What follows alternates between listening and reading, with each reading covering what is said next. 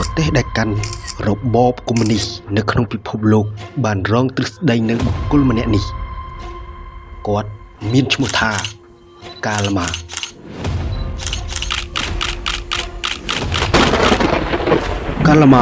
មានឈ្មោះពេញថាកាលហែនរីកម៉ា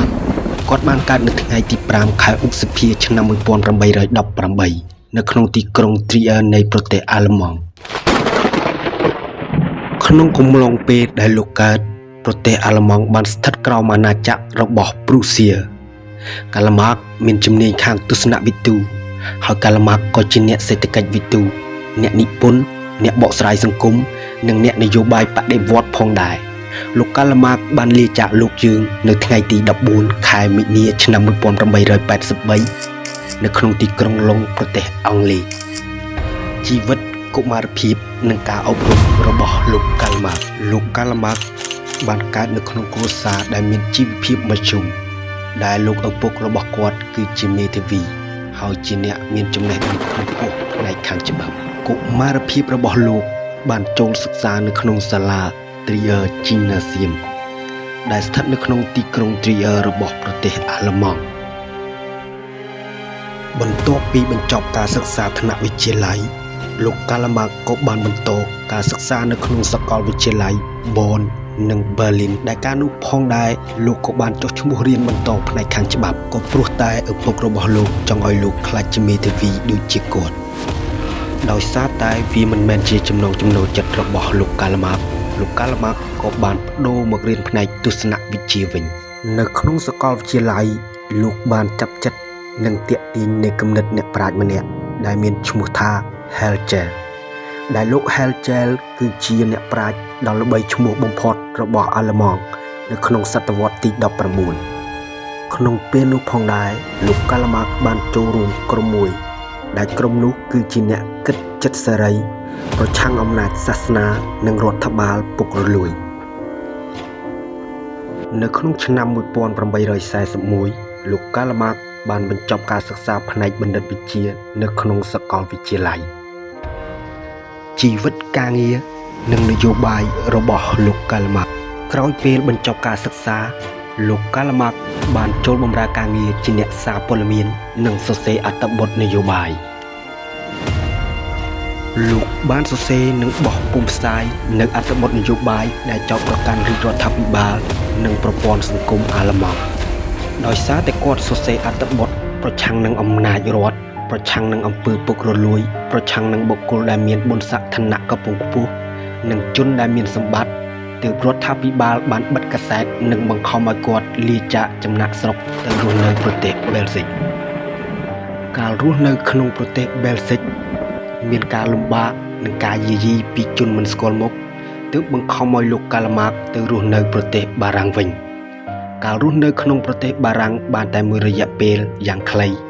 លោកក៏បានផ្លាស់ទីជាលើកចុងក្រោយទៅអង់គ្លេសនៅក្នុងទីក្រុងឡុងគាត់បានរស់នៅជាមួយប្រពន្ធរបស់គាត់ដែលមានឈ្មោះថា Jenny von Westphalen និងកូនរបស់គាត់ទោះបីជាស្ថានភាពគ្រួសារមានភាពក្រីក្រនិងលំបាកយ៉ាប់យ៉ឺនជាមួយនឹងជំងឺកាយជាយូរឆ្នាំក៏ដោយលោកកាលម៉ាមិនបោះបង់ចោលនិងនៅតែបន្តការសរសេរអត្ថបទនិងការសិក្សារបស់គាត់នៅក្នុងឆ្នាំ1844លោកបានជួបដៃគូម្នាក់ដែលស្រឡាញ់នឹងការសរសេរទស្សនវិជ្ជាដូចជាលោកនោះគឺលោក Friedrich Engels ពួកគាត់ទាំងពីរបានក្លាយជាមិត្តជិតស្និទ្ធនិងយល់ចិត្តគ្នាខ្លាំងបំផុតពួកគាត់ទាំងពីរក៏បានបង្កើតនូវអត្ថបទនិងប្រយោគទស្សនវិជ្ជាជាច្រើននៅក្នុងឆ្នាំ1848ពួកគាត់បានសម្រេចចិត្តបោះពុម្ពផ្សាយសៀវភៅមួយក្បាលដែលមានឈ្មោះថា The Communist Manifesto ដែលសៀវភៅមួយក្បាលនេះមានភាពល្បីល្បាញយ៉ាងខ្លាំងសម្រាប់អ្នកនយោបាយពិភពលោកសៀវភៅមួយក្បាលនេះបាននិយាយអំពីសង្គមកុម្មុយនីសនិងអំពាវនាវឲ្យកម្មករប្រជុំគ្នាដើម្បីបដិវត្តន៍នៅក្នុងកំឡុងឆ្នាំ1867លោកកាលម៉ាបានបោះពុម្ពផ្សាយសៀវភៅមួយក្បាលទៀតដែលមានឈ្មោះថា Das Kapital ដែលសិភៅ Das Kapital បានរៀបរាប់អំពីសេដ្ឋកិច្ចនៃប្រព័ន្ធធនធានវិភាគរបៀបដែលអ្នកជាម្ចាស់ធនធានស្រូបយកប្រាក់ចំណេញពីកម្មករ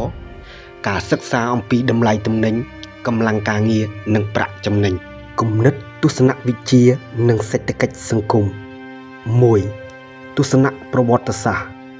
លោក Karl Marx ជឿថាប្រវត្តិសាស្ត្ររបស់មនុស្សមិនមែនដើរតាមឆន្ទៈរបស់បុគ្គលឬសាសនានោះទេប៉ុន្តែដើរតាមស្ថានភាពសេដ្ឋកិច្ចនិងផលិតកម្មគាត់និយាយថាប្រវត្តិសាស្ត្ររបស់សង្គមទាំងអស់គឺជាប្រវត្តិសាស្ត្រនៃការតស៊ូរវាងឋានៈសង្គម 2. ការបែងចែកឋានៈសង្គមគាត់បានបែងចែកឋានៈសង្គមកាលនោះជាពីរឋានៈសំខាន់ឋា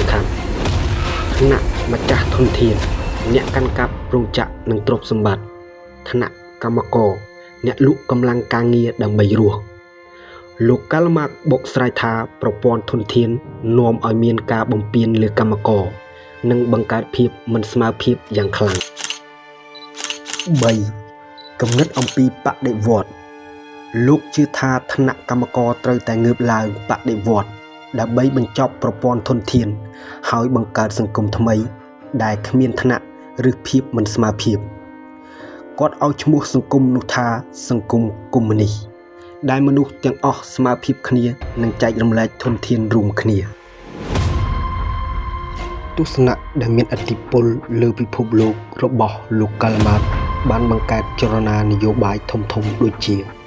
សង្គមនិយមនិងសង្គមកុម្មុយនីសប្រទេសដូចជាសហភាពសូវៀតចិនកូរ៉េខាងជើងវៀតណាមគុយបានិងប្រទេសសង្គមនិយមជាច្រើនទៀតបានយកគំនិតរបស់គាត់ទៅអនុវត្តលោក Karl Marx ត្រូវបានគេចាត់ទុកថាជាអ្នកគិតសេដ្ឋកិច្ចនិងទស្សនវិទូដ៏មានឥទ្ធិពលបំផុតនៅសតវត្សទី19គំនិតរបស់គាត់នៅតែបន្តសិក្សានិងពិភាក្សានៅសាកលវិទ្យាល័យទូទាំងពិភពលោកទោះបីមានអ្នកគាំទ្រនិងអ្នកវិភាគច្រើនក៏ដោយក៏ការងាររបស់គាត់បានបំផ្លាញទស្សនៈអំពីសេដ្ឋកិច្ចនិងសង្គមយ៉ាងជ្រាលជ្រៅលោក Karl Marx គឺជាបុគ្គលដ៏សំខាន់ក្នុងប្រវត្តិសាស្ត្រមនុស្សជាតិគាត់ជាមនុស្សដែលបានបដិញ្ញាជីវិតដើម្បីសិក្សាអំពីភាពមិនស្មើភាពសង្គមនិងស្វែងរកវិធីធ្វើឲ្យសង្គមមានយុត្តិធម៌ជាងមុន